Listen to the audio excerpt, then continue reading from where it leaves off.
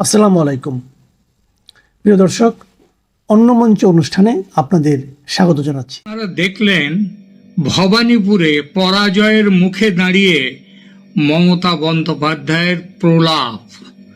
পরাজয়, একেবারে ভয়ঙ্কর পরাজয় অবশ্যম্ভাবী দেখে বিলাপের স্তর পেরিয়ে প্রলাপে পৌঁছে গেছেন মমতা, যে পশ্চিমবঙ্গের ১.৫ দশকের মুখ্যমন্ত্রী, সেটা স্পষ্ট হয়ে উঠেছে এই ছোট্ট ভিডিও ক্লিপটিতে। রাজনীতির ময়দানে জয় এবং পরাজয় একই মুদ্রার এপিঠ ওপিঠ, কিন্তু কিছু মানুষের কাছে ক্ষমতা যখন অভ্যাসে পরিণত হয় তখন পরাজয়কে মেনে নেয়ার মতো মানসিক সুস্থতা অবশিষ্ট থাকে না। ২০১১ সালে পালাবদলের নির্বাচনে বামফ্রন্ট ৬০টির মতো আসন পায়। ৩৪ বছরের রাজপাট ছেড়ে নেমে আসতে হয় বুদ্ধদেব ভট্টাচার্যকে। বুদ্ধদেব ভট্টাচার্য কি পাগল হয়ে গিয়েছিলেন সেদিন? একদমই না। কিন্তু মমতা বন্দ্যোপাধ্যায় একেবারে আক্ষরিক অর্থে পাগল হয়ে গিয়েছেন, আর সেটা এমন স্তরে পৌঁছে গেছেন যে তিনি পাগলের মতো প্রলাপ বকতে শুরু করেছেন। নির্বাচনের ঢের আগে থেকেই আমরা দেখেছিলাম পরাজয়ের আশঙ্কা তাকে প্রায় ভেঙে ফেলেছে মানসিকভাবে। সেই মানসিক ভেঙে পড়ার ছাপ স্পষ্ট হয়ে উঠছিল তার শরীরে। আবল তাবল বকায় তার কুখ্যাতি বহুদিনের, ওই আপাং ঝপাং এসবগুলো অনেক দিনের, তবু তার মধ্যেও একটা চেনা প্যাটার্ন ছিল, মানে যে প্যাটার্নকে বলা হয় জাতে মাতাল তালে ঠিক, সেই প্যাটার্ন। কিন্তু সেই তালটাও কেটে যাচ্ছিল। খিস্তি খেউড় করা, সেটাও তার জনসংযোগের পরিচিত ছক, সেই ছকটিও ভেঙে চুরে যাচ্ছিল। পরিচিত উদ্ধত ভঙ্গি ছিল, চিৎকার ছিল, খেউড় ছিল। নরেন্দ্র মোদী, তারপর অমিত শাহ, যোগী, তাদের বিরুদ্ধে যেসব বাক্যবাণ তিনি ব্যবহার করেছেন সেগুলো তার আগের মতো নেই। কিন্তু যাকে বলে সেই ধার আর সেই ভার তার সেই হুঙ্কারের মধ্যে ছিল না, আক্রমণের মধ্যে ছিল না, কারণ সেই প্রতিজ্ঞাটাই ছিল না।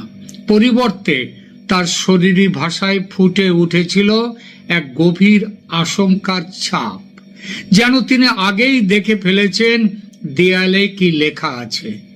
তিনি বুঝে গিয়েছিলেন বাংলার মানুষ এবার তার থেকে মুখ ফিরিয়ে নিয়েছে, আর সেই ম্লান মুখ, সেই গুটিয়ে যাওয়া শরীরী ভাষা মমতা বন্দ্যোপাধ্যায়ের আজ পরাজয়ের পর এক চূড়ান্ত বিচার বুদ্ধিহীনতায় রূপ নিয়েছে।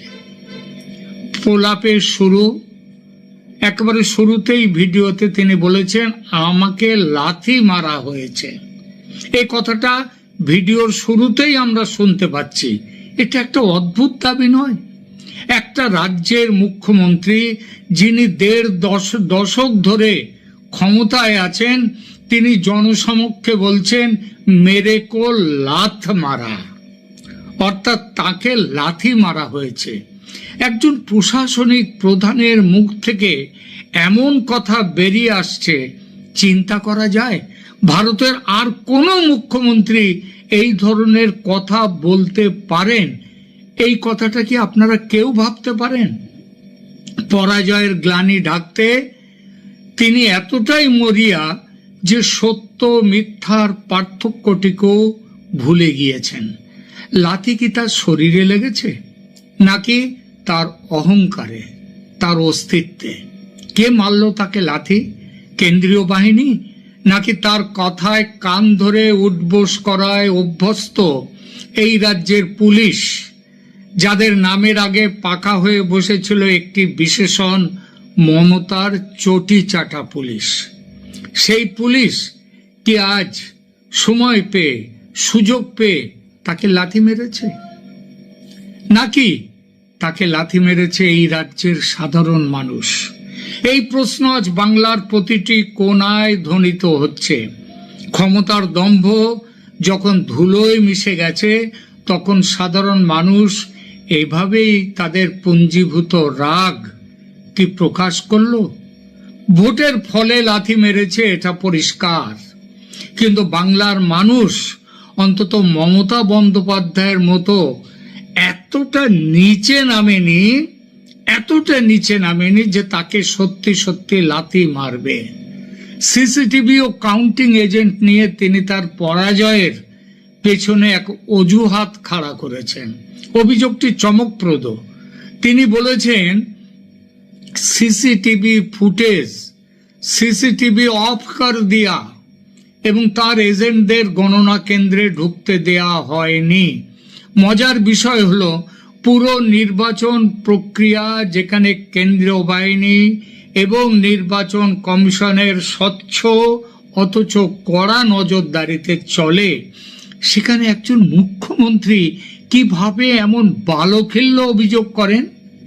তিনি দাবি করছেন তার এজেন্টকে ঢুকতে দেওয়া হয়নি, কিন্তু ভিডিওর আরেকটি অংশে তিনি বলছেন তিনি নাকি মাত্র 5 মিনিটের জন্য ঢুকেছিলেন এবং ডিও তাকে আশ্বাস দিয়েছিলেন যে সব ঠিকঠাক চলছে এবং তিনি দেখেও এসেছিলেন।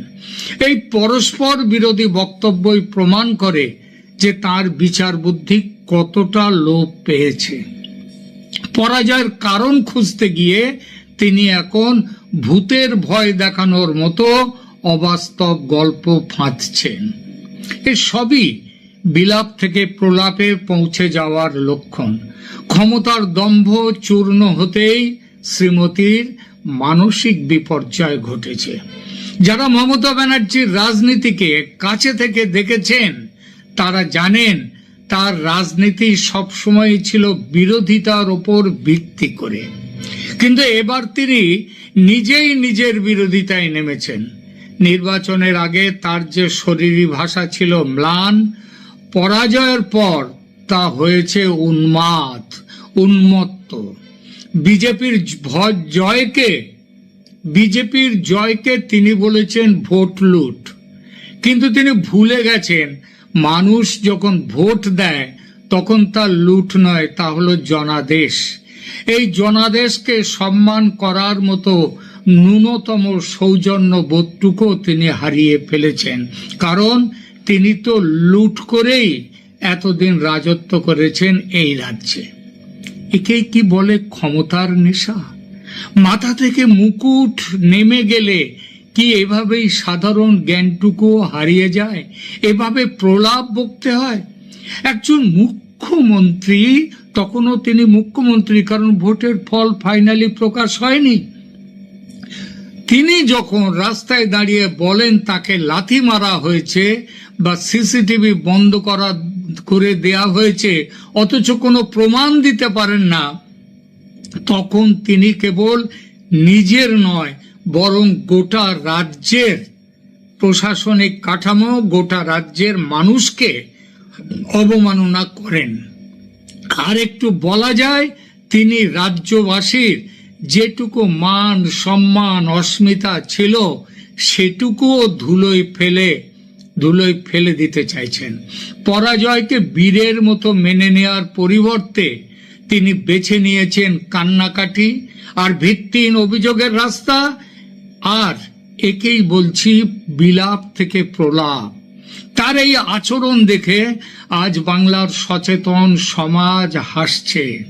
যে নেত্রী নিজেকে বাংলার মেয়ে বলে দাবি করতেন, ভবানীপুরের মেয়ে বলে দাবি করতেন, সেই নেত্রী বাংলা থেকে শেষ হয়ে গেছেন এবং ভবানীপুরে নিজের দুর্গে, নিজের গড়ে, নিজের বাড়িতে যেখানে তার জন্ম, সেখান থেকে তিনি হেরে গেছেন।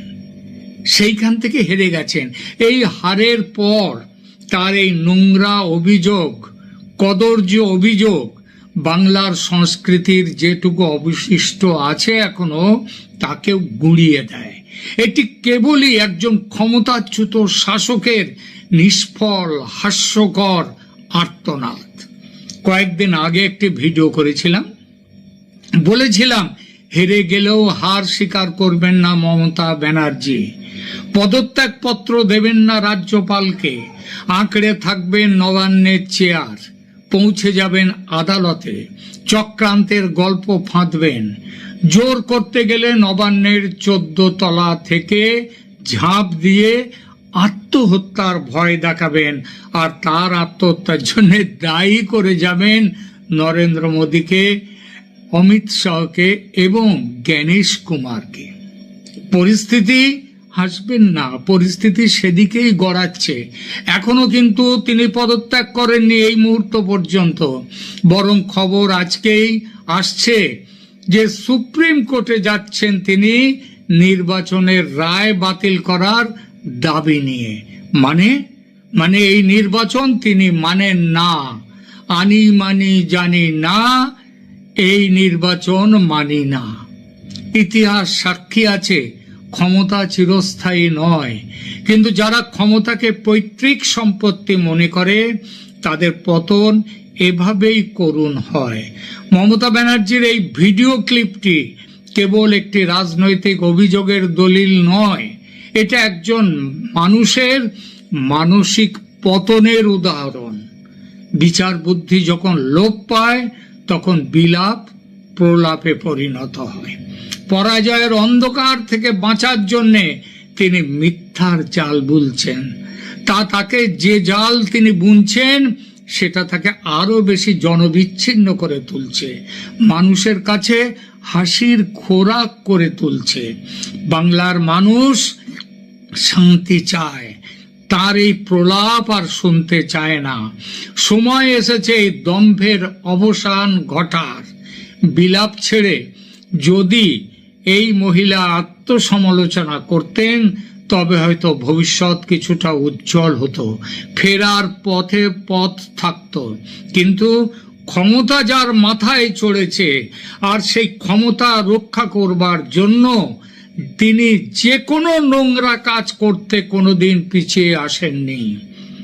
জালিয়াতি করে নির্বাচন তাই করে গেছেন, সেই তাই করে ক্ষমতায় আছেন, নইলে 21-এই তার পতন হতো।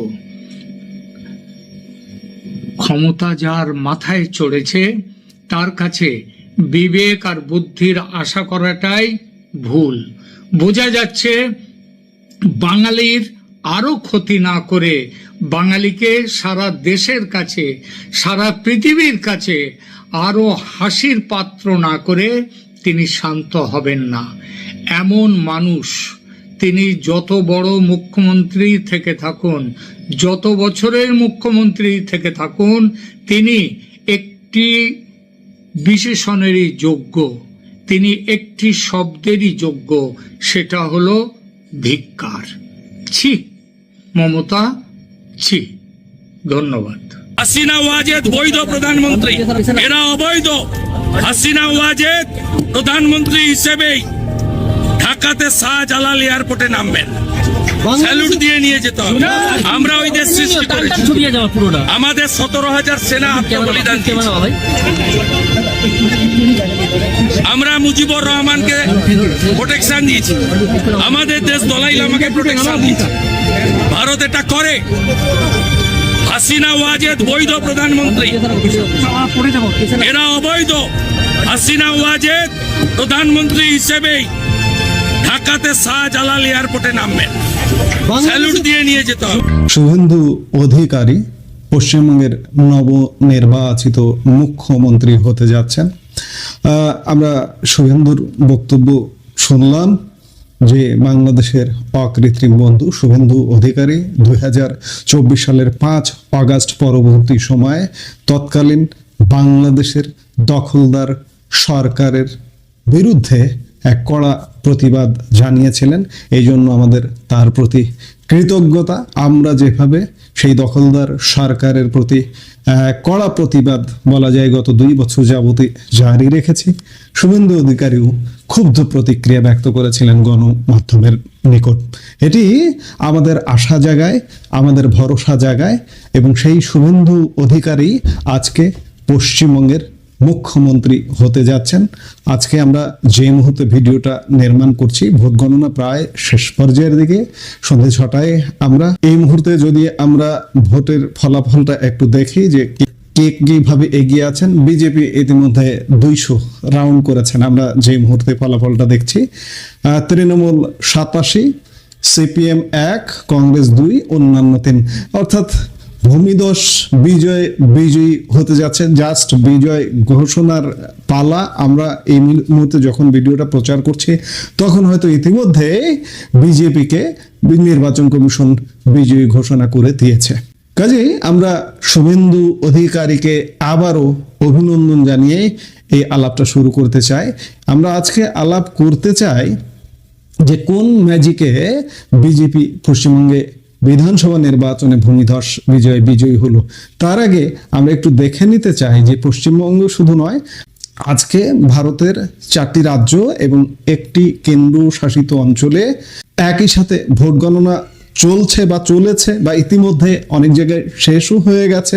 পশ্চিমবঙ্গ, তামিলনাড়ু, কেরালা, আসাম এবং কেন্দ্রশাসিত অঞ্চল পেদুচেরিতে ভোট গণনা হয়েছে ইতিমধ্যে। আমরা যে মুহূর্তে ভিডিওটা প্রচার করছি অনেক জায়গায় ফলাফল চূড়ান্তভাবে ঘোষণাও করা হয়েছে, বেসরকারিভাবে বিজয়ী ঘোষণাও করা হয়েছে ইতিমধ্যে। এই সবগুলোর মধ্যে আমাদের জন্য, আমি আগেও একাধিক ভিডিওতে বলেছি, আজকেও বলছি যে অন্য রাজ্যগুলোর চেয়ে আমাদের সবচেয়ে গুরুত্বপূর্ণ হচ্ছে পশ্চিমবঙ্গ বিধানসভা নির্বাচন। পশ্চিমবঙ্গ সরকারে কে আসছে এটি একটি গুরুত্বপূর্ণ, কারণ বাংলাদেশ বলতে ভারতের ভারতের পশ্চিমবঙ্গের সাথেই যাবতীয় লেনদেন, যাবতীয় ভাবের আদান প্রদান, যাবতীয় ব্যবসা বাণিজ্য, মানুষের যাতায়াত, সবকিছু 80 থেকে 90% এটি দিয়ে হয়। এই জন্য আমাদের পশ্চিমবঙ্গটা অত্যন্ত গুরুত্বপূর্ণ। আমরা একটু ইতিহাস থেকে যদি দেখে নেই যে পশ্চিমবঙ্গে এখন পর্যন্ত বিভিন্ন সময় বিভিন্ন দলের শাসন হয়েছে, শাসন জারি হয়েছে। কখনো কখনো অস্থির পরিস্থিতির কারণে রাষ্ট্রপতির শাসনও জারি হয়েছে। 1947 সালে দেশভাগের পর 47 থেকে 1967 পর্যন্ত, স্বাধীনতার পর প্রায় 20 বছর কংগ্রেস সেখানে একচ্ছত্র ক্ষমতায় ছিল। এরপর খানিকটা অস্থিরতার যুগ ছিল, যুক্তফ্রন্ট, এবং এটিকে অস্থিরতার যুগই বলা হয়। 1967 থেকে 1972 এই সময়ে বারবার সরকার পরিবর্তন হয়েছে এবং কখনো কখনো রাষ্ট্রপতির শাসন জারি হয়েছে, কখনো 1 বছরও অনেক সরকার থাকে, এমনটাও ঘটেছে এই অস্থিরতার যুগে। এই অস্থিরতার যুগ পেরিয়ে 1977 সালে আসে বামফ্রন্ট এবং এটিকে বলা হয় বামফ্রন্ট যুগ। 1977 থেকে 2011 সাল টানা 34 বছর বামফ্রন্ট সরকার শাসন করে, যা ভারতের ইতিহাসে অন্যতম দীর্ঘতম সংসদীয় শাসন। এরপর 2011 সালে পশ্চিমবঙ্গের মসনদে আসে তৃণমূল কংগ্রেস। 2011 সালে পরিবর্তনের পর থেকে মমতা বন্দ্যোপাধ্যায়ের নেতৃত্বের তৃণমূল কংগ্রেস ক্ষমতায় এখন পর্যন্ত রয়েছে, আজকে পর্যন্ত, বা 7 তারিখে হয়তো সরকার গঠন হবে। ফলাফল ইতিমধ্যে আমরা জেনে গেছি, বিজেপি এখানে সরকার গঠন করছে, ভূমিধস বিজয়ী হয়েছে। পশ্চিমবঙ্গ বিধানসভায় মোট আসন সংখ্যা 294টি। এর মধ্যে একটি কেন্দ্র দক্ষিণ 24 পরগনার ফলতায় নির্বাচনী অপরাধ এবং গণতান্ত্রিক প্রক্রিয়া ভঙ্গের অভিযোগে সমগ্র বিধানসভায় ভোট বাতিল করা হয়েছে। ওই কেন্দ্রে ফের ভোট হবে আগামী 21শে মে, গণনা হবে 24শে মে। তাই সোমবার ফলতা বাদে বাকি 293 কেন্দ্রের ভোট গণনা অনুষ্ঠিত হয়েছে। আমরা মোটামুটি ইতিহাস দেখলাম, সার্বিক অবস্থা দেখলাম। এখন আমরা একটু বুঝতে চাই যে কোন ম্যাজিক গুণে পশ্চিমবঙ্গে ভারতের স্বাধীনতার পর প্রথমবার বিজেপি সেখানে সরকার গঠন করতে যাচ্ছে। বাংলার রাজনীতিতে এক ঐতিহাসিক মুহূর্ত। দীর্ঘ 15 বছরের তৃণমূল শাসনের অবসান ঘটিয়ে মহাকরণ বা নবান্নের দখল নিতে চলেছে ভারতীয় জনতা পার্টি, অর্থাৎ ভারতের কেন্দ্রীয় সরকার যে দলটি শাসন করছে সেই দলটি এবার পশ্চিমবঙ্গের মসনদের দায়িত্ব নিতে যাচ্ছে। খানিকটা অপ্রত্যাশিতভাবেই প্রায় 2 শতাধিক আসন নিয়ে বাংলার মসনদে বসতে চলেছে গেরুয়া শিবির। কিন্তু সবার মনে এখন একটাই প্রশ্ন, কোন ম্যাজিকে বাংলার এই অভূতপূর্ব গেরুয়া ঝড়ের আসল কারণ কি? কেন মানুষ 15 বছরের চেনা সরকারকে সরিয়ে পরিবর্তনের জোয়ারে গা ভাসালো? এই মুহূর্তের ভিডিওতে আমরা সেই মহা ভোট বিপ্লবের নেপথ্য কাহিনী বুঝতে চেষ্টা করব। বন্ধুরা, বঙ্গে বিজেপির এই বিরাট জয়ের অন্যতম প্রধান কারণ হলো ধর্মীয় মেরুকরণ। যদি আমরা প্রচারের দিকে তাকাই তবে দেখব শুভেন্দু অধিকারের লাগাতার হিন্দুত্বের প্রচার ভোটারদের মনে গভীর প্রভাব ফেলেছে। অমিত শাহর অভিন্ন দেওয়ানি বিধির প্রতিশ্রুতি এবং সর্বোপরি বাঙালি মধ্যবিত্ত হিন্দুদের মধ্যে অনুপ্রবেশকারী এবং রোহিঙ্গাদের ভয় ধরানো বিজেপির এই প্রচার কৌশল বাংলায় এক প্রকার অকল্পনীয় কাজটি করে দেখিয়েছে। ভোটের ফল বিশ্লেষণ করলে দেখা যাচ্ছে বাংলা স্পষ্টত হিন্দু ভোট এবং মুসলমান ভোটে বিভক্ত হয়ে গেছে। যদিও অনেক কেন্দ্রে মুসলিম ভোট কিছুটা বিভক্ত হয়েছে, কিন্তু সে তুলনায় হিন্দু ভোটাররা অনেক বেশি একজোট হয়ে তৃণমূলের বিরুদ্ধে ভোট দিয়েছেন। অন্তত প্রাথমিক পর্যবেক্ষণে তেমনটাই মনে হচ্ছে। এই মেরুকরণই বিজেপির জয়ের ভিত তৈরি করে দিয়েছে। বিজেপির জয়ের কারণ ব্যাখ্যা করতে গেলে অবশ্যই বলতে হয় প্রতিষ্ঠান বিরোধিতার কথা। রাজ্যে টানা 15 বছর ধরে সরকার চালানোর দরুন তৃণমূল সরকারের বিরুদ্ধে একটা সহজাত ক্ষোভের জায়গা তৈরি হয়েছিল। রাজ্যে কর্মসংস্থানের সমস্যা, বড় শিল্পের অভাব, নিয়োগ দুর্নীতি এবং রাস্তাঘাটের অবনতি, এই সবকটি ইস্যু শাসক শিবিরের বিরুদ্ধে গিয়েছে। তাছাড়া দীর্ঘদিন ক্ষমতায় থাকার দরুন স্থানীয় স্তরের তৃণমূল নেতাদের মধ্যে এক প্রকার দাদাগিরির মনোভাব তৈরি হয়েছিল। বাড়ছিল তোলাবাজি, কাটমানি এবং সিন্ডিকেট রাজের অভিযোগ। সাধারণ মানুষের মনে এই নিয়ে দীর্ঘদিন ধরে ক্ষোভ জমা হচ্ছিল। বিজেপি খুব চতুরভাবে সেই জনক্ষোভকে কাজে লাগাতে নিজেদের উপযুক্ত বিকল্প হিসেবে তুলে ধরেছে। বিজেপির এই জয়ের অন্যতম চাবিকাঠি হলো তাদের আত্মোপলব্ধি। 2021 সালের প্রচারে তারা যে ভুলগুলো করেছিল সেগুলো একটিও এবার করেনি। আগেরবার মমতা বন্দ্যোপাধ্যায়কে ব্যক্তিগত আক্রমণ, দিদি ও দিদি স্লোগান কিংবা ভিন রাজ্যের নেতাদের অতিরিক্ত দাপাদাপি বাঙালি ভোটাররা ভালোভাবে নেয়নি। 2021 পর্যন্ত বিজেপির সভা সমিতিতে কৈলাস বিজয়বর্গীয়র মতো ভিন রাজ্যের নেতাদেরই নিত্যদিন সংবাদ মাধ্যমে মুখ দেখাতে দেখা যেত। তাছাড়া দলের অন্দরে গোষ্ঠী কন্দল এবং কামিনী কাঞ্চনের অভিযোগে গেরুয়া শিবির জর্জরিত ছিল। কিন্তু এবার ভোটের অনেক আগে থেকেই খোদ অমিত শাহ সেসব কঠোরভাবে নিয়ন্ত্রণ করেছেন। এবার কেন্দ্রীয়ভাবে মমতাকে ব্যক্তিগত আক্রমণ না করে তৃণমূলের প্রশাসনিক ব্যর্থতা এবং স্থানীয় ইস্যুকে বেশি গুরুত্ব দেওয়া হয়েছে। এর ফলে মমতা বন্দ্যোপাধ্যায় তার চিরাচরিত বিরোধিতার রাজনীতি করার সুযোগই পাননি। নিরুপায় হয়ে তিনি নির্বাচন কমিশনকে শত্রু হিসেবে বেছে নিলেও সেই কৌশল এবার আর কাজে দেয়নি। 2021 থেকে 2026 এই 5 বছর ধরে গেরুয়া শিবির তাদের ওপর লেপে থাকা বহিরাগত তকমা ঝেড়ে ফেলার এক মরিয়া চেষ্টা চালিয়ে গেছে। সেই উদ্দেশ্যেই শ্রমিক ভট্টাচার্যের মতো বাঙালি ভদ্রলোককে রাজ্য সভাপতি করা হয়েছিল। সাংস্কৃতিক পরিবর্তনের দিকেও নজর দেওয়া হয়েছিল লক্ষণীয়ভাবে। জয় শ্রীরাম স্লোগানের সমান্তরালে নিয়ে আসা হয় জয় মা কালী। প্রধানমন্ত্রী নরেন্দ্র মোদী নিজে ঝালমুড়ি খেয়েছেন, গঙ্গায় হাওয়া খেয়েছেন, বিজেপি প্রার্থীরা মাছ হাতে প্রচারে বেরিয়েছেন, এমনকি কেন্দ্রীয় নেতারাও রাজ্যে এসে মাছ ভাত খেয়েছেন। উদ্দেশ্য ছিল একটাই, বাঙালি ভদ্রলোকদের কাছে নিজেদের গ্রহণযোগ্য করে তোলা। তারা সফল হয়েছেন। মজার বিষয় হলো, এতদিন যারা তৃণমূলের ভাতার রাজনীতির সমালোচনা করত, সেই বিজেপি এবার ভাতার প্রতিশ্রুতিতে তৃণমূলকে ছাপিয়ে গিয়েছে, যা তাদের ভোট ব্যাংক নিশ্চিত করেছে। বিজেপি প্রকাশ্যে স্বীকার করুক বা না করুক, এই জয়ে নির্বাচন কমিশনের ভূমিকা অনস্বীকার্য। এসআইয়ের জেরে যে লক্ষ লক্ষ মানুষের ভোটাধিকার বাতিল হলো এবং ভোটের ঠিক আগে আগে যেভাবে তৃণমূলের ভোট মেশিনারিকে কার্যত বিধ্বস্ত করে দেওয়া হলো, তা আখেরে বিজেপিকে বাড়তি সুবিধা পাইয়ে দিয়েছে।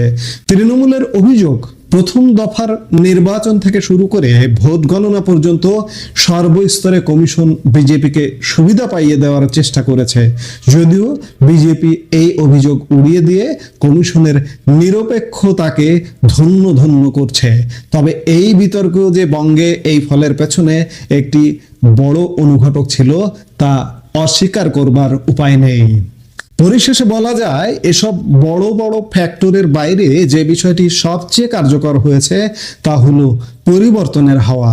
গোটা রাজ্যে একটি নীরব পরিবর্তনের চোরা স্রোত তৈরি হয়েছিল।